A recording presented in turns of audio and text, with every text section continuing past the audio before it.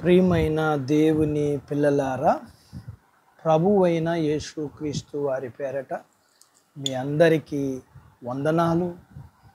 ప్రభువు పేరట మీ అందరికీ శుభములు, దీవెనలు కలుగునుగాక.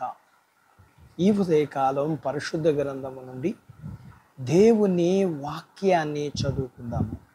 ద్వితీయోపదేశ కాండము 28వ అధ్యాయము 2-3 వచనాలు చదువుకుందాం.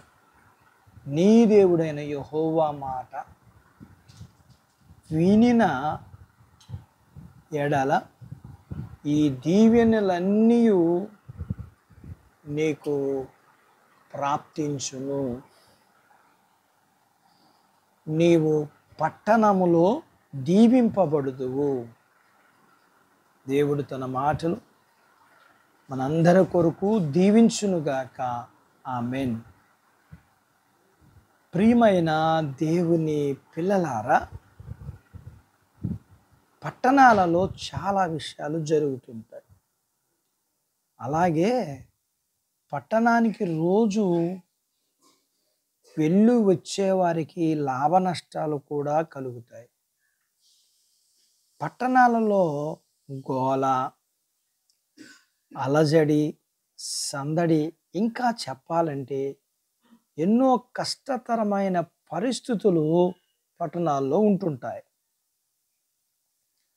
అలా అంతేకాదండి, పట్టణాల్లో బాధలు కూడా ఎక్కువే. ఇటువంటి పట్టణాలలోకి దేవుని ఆశీర్వాదాలు మనకు పంపబడుతుంటాయి.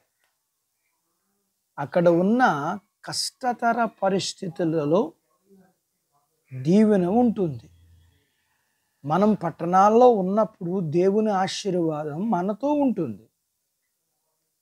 కాబట్టి పనిపాటలలో ఆనందం కలుగుతుంది. మనం ఎదుర్కొంటున్న కష్ట పరిస్థితులను తగినట్టుగానే ప్రభువారు శక్తినిస్తారు.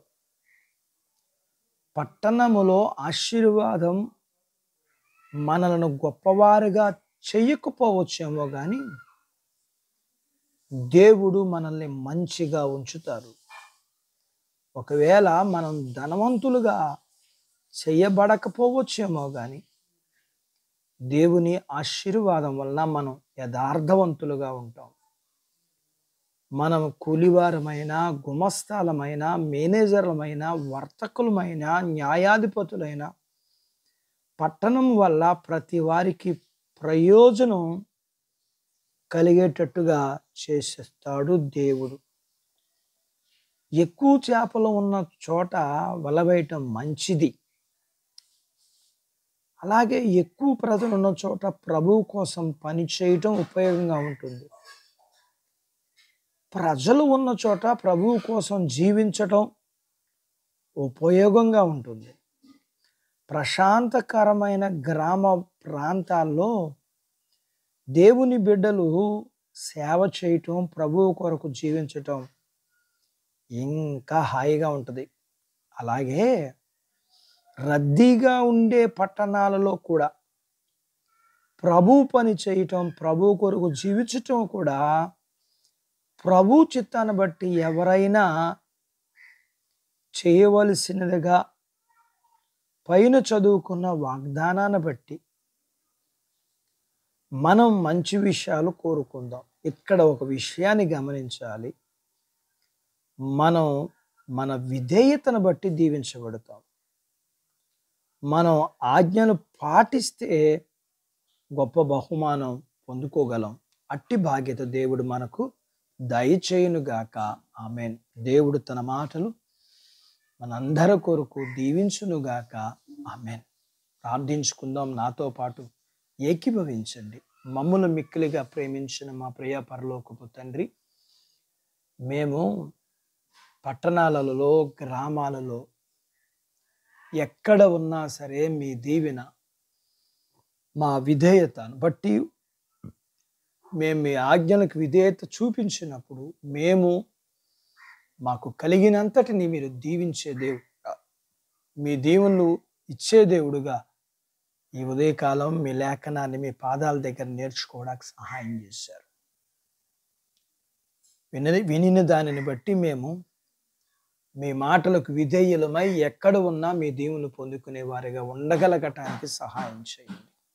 అలాగే ప్రియ ప్రభువా, ఈ ఉదయకాలం మీ పిల్లలను కలిగినంతటిని దీవించమని, చిన్న బిడ్డలను, యవనస్తులను, వృద్ధులను, స్త్రీ పురుషులను దీవించమని, వారి చదువుల్లో సహాయం చేయండి, ఉద్యోగాల్లో సహాయం చేయండి, వారు చేసుకుంటున్న జీవనాధిపతుల్లో మీరు దీవెనివ్వండి.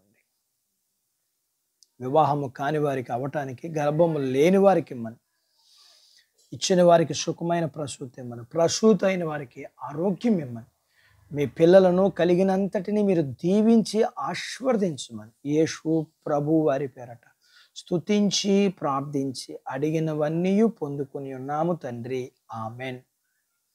దేవుడు మిమ్మల్ని దీవించును గాక. ఆమెన్.